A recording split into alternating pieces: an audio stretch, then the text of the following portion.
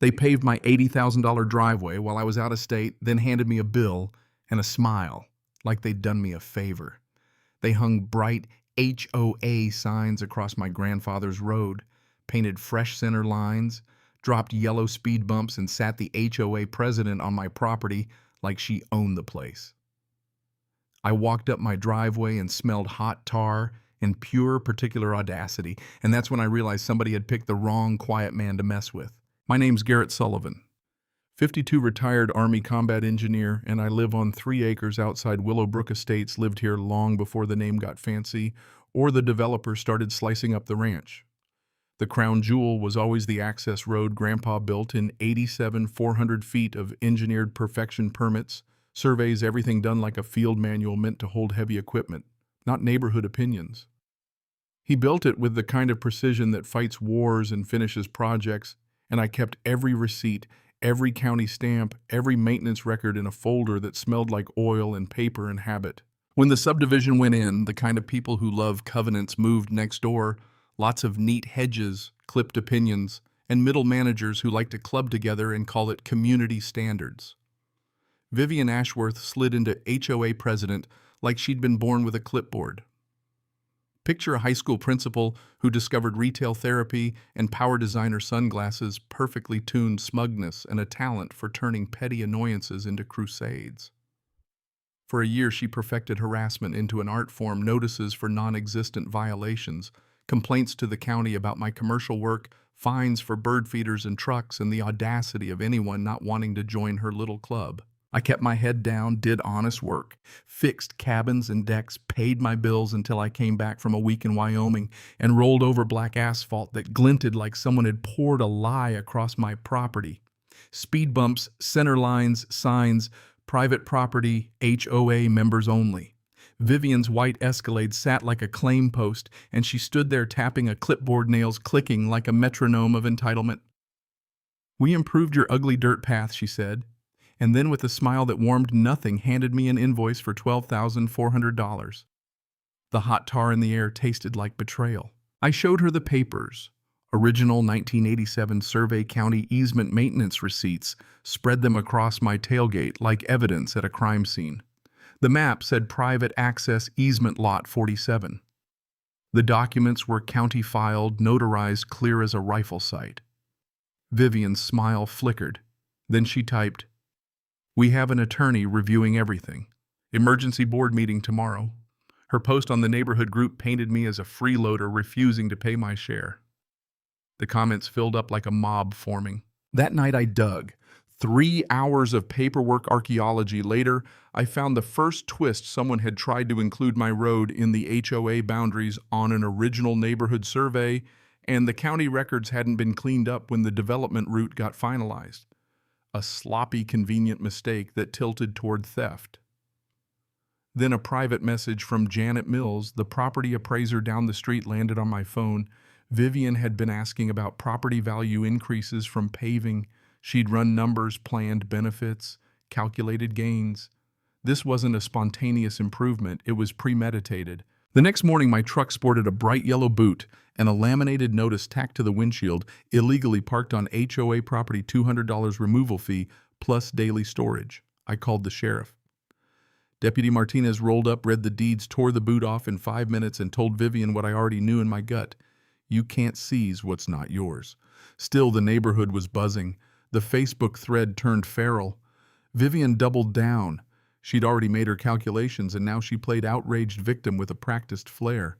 I hired Patricia Finley, an HOA litigator with a laugh that could slice a statute of limitations in two, and we walked into Vivian's living room for the emergency board meeting.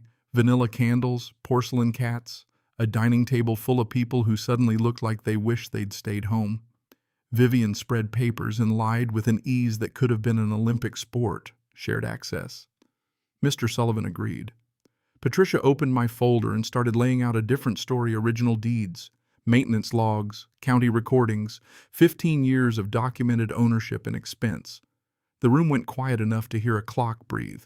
Then the escalation: my mailbox post cut through with power tools, rock salt dumped on the road at night, and a camera feed that caught Vivian's nephew Marcus creeping around with a bag of salt like a junior vandal. But the real twist, The one that turned this into a different kind of fight came from an old friend calling in a favor. Jackson Torres, my Army buddy, who now worked DOT, showed up with a grin and a briefcase full of maps. He pointed to a clause in Colorado code with the callous certainty of a man who knows physics and law. Private road owners can terminate usage rights with 72 hours notice. No appeals, no exceptions. The law in black and white was nuclear. Patricia did the rest. She dug through the HOA's bank records, found emergency assessments levied without board approval charges, run through with phantom signatures, and receipts that traced $80,000 in paving expenses back to a series of unauthorized extracts from residents' accounts. Vivian had funded her project with other people's money, and Janet confirmed she had prior fraud flags back in Phoenix. That single fact turned a neighborhood fight into a criminal investigation.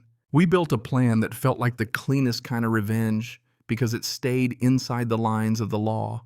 Notices would go out to every household at once, 72 hours to remove access. Then, Rodriguez brothers would begin systematic enforcement. I called Carlos Rodriguez, who ran the biggest towing outfit for 3 counties, a man who treated logistics like poetry. He arrived with a convoy and a tactical deployment chart, all diesel and chrome and smiles that meant business. We set cameras, printed certified termination notices, and prepared to execute the sort of property rights lesson that would be memorable. Vivian predictably panicked. She offered a settlement check that barely scratched the surface, hired security guards in polyester, and tried to slap together bogus paperwork that looked like legal protection but read like a library's discarded homework. Her nephew waved downloaded court forms like talismans. The sheriff read them, smiled sadly, and told him they were meaningless. Marcus's confidence deflated in real time. Saturday morning at 7 on the dot, 13 tow rigs rolled down my road like an organized metaphor. Chrome flashed, hydraulics sang, and one by one vehicles were lifted and loaded. Vivian's Escalade went first. She screamed and banged and tried to stop it, pink bathrobe flapping like the flag of a surrendering empire. People wrapped in pajamas watched their cars disappear and realized the person who'd been terrorizing them had been running a small financial war against the neighborhood. Cameras filmed everything. A news helicopter circled like a vulture of accountability. The local stations called it the biggest towing operation in county history. I called it Tuesday. There were heart-stopping moments. A man whose wife needed a car for dialysis stood on my porch in his slippers, keys clenched in a white-knuckled fist, but we'd planned for the innocent. Jackson coordinated county services for medical transport. Patricia negotiated holdbacks so medical necessity didn't become collateral damage, and Rodriguez staged priority releases for those in real crisis. It wasn't cruelty, it was calibrated justice, painful, but aimed at the right target, the person who weaponized rules for personal gain. By noon, the media had turned a private dispute into a statewide morality play. Vivian's past fraud investigations came up like a mushroom in sunlight. Background checks past claims a pattern. The state insurance fraud unit opened a file. Prosecutors started asking questions. The HOA, or what there was of it, collapsed. Board members resigned in embarrassed single file. County planners discovered missing filings. Vivian had never legally incorporated an HOA.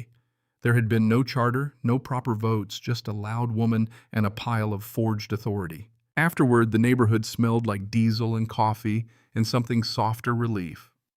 Most cars were retrieved within days, once fees were paid, but Vivian's Escalade sat in impound while she scraped together cash and dignity. Criminal charges followed, restitution was ordered, and by the time she left town, a suitcase, an excuse about family health issues, a resignation that admitted nothing, Willowbrook was quieter in a good way. Kids rode bikes again. Mrs. Henderson put up bird feeders that attracted cardinals instead of citation threats. We started holding block parties on the road my grandfather built by my invitation, and people actually smiled without thinking about bylaws. What stuck with me long after the press vans left and the tow trucks returned to their bays was a small, quiet lesson, the kind that doesn't come with fanfare. Power looks impressive when it's loud. It is not the same as legitimacy. Documents matter, records matter. So does the willingness to stand up and, when necessary, use the exact tool the system provides, law, evidence, community, to correct an injustice. I could have answered Vivian's theft with a gun or a grudge. Instead, I let the paperwork and the county code do the heavy lifting, and that made the result cleaner and harder to overturn. We turned the whole mess into something that helps others.